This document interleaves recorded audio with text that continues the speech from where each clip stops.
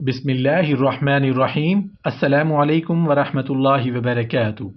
جب مشکلات بڑھ جائیں تو علامہ ابن جوزی رحمۃ اللہ علیہ فرماتے ہیں، ایک مرتبہ ایسا معاملہ پیش آیا کہ جس نے مجھے تنگی میں مبتلا کر دیا۔ میرے اوپر ایک ایسا غم مسلط ہو گیا جو دائمی تھا، یعنی نہ ختم ہونے والا تھا۔ میں نے ہر ممکن تدبیر کر ڈالی کہ رنج و الم سے نجات حاصل کروں، اور تمام طریقے آزما لیے، لیکن گلو خلاصی کی کوئی صورت نظر نہ آئی۔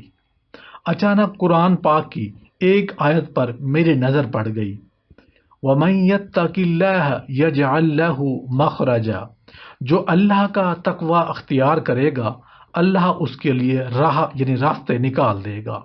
تو مجھے اس بات کا ادراک ہوا کہ تقوی خوف خدا ہی کی ہر قسم کے غم سے نکلنے کا ذریعہ ہے۔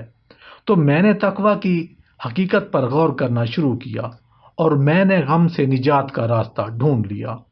تو میں اسے علل اعلان کہتا ہوں کہ تقوی ہی دانش مندوں کے نزدیک تمام بھلائیوں کا سر چشمہ ہے۔ مصیبت گناہوں کے پاداش میں آتی ہے، یعنی مصیبت گناہوں کی وجہ سے آتی ہے اور وہ توبہ کے نتیجے میں دور کر دی جاتی ہے، یعنی انسان جب توبہ کرتا ہے تو مصیبتیں دور ہو جاتی ہیں۔ حزن و ملال، پریشانی اور پریشان حالی اور تنگی اور بدحالی شامت اعمال کا نتیجہ ہے، یعنی برے اعمال کا نتیجہ ہے۔ ان میں نماز کوتاہی اور کمی، مومنات کی غیبت اور پردے کے معاملے میں تساہل یا حرام کاموں کا ارتکاب ہو سکتا ہے، کیونکہ جو کوئی اللہ تبارک و تعالیٰ کے طریقے سے انحراف کرتا ہے لازماً اس کو اپنی کوتاہیوں کی قیمت چکانی پڑتی ہے۔ شریعت الہی کو نظر انداز کرنے کا بل ادا کرنا پڑتا ہے۔ جو خوشی اور خوش بختی کا خالق ہے وہ بڑا مہربان اور نہایت رحم کرنے والا ہے، تو تم کسی دوسرے سے سچی خوشی کی کیسے طلبگار ہو سکتے ہو؟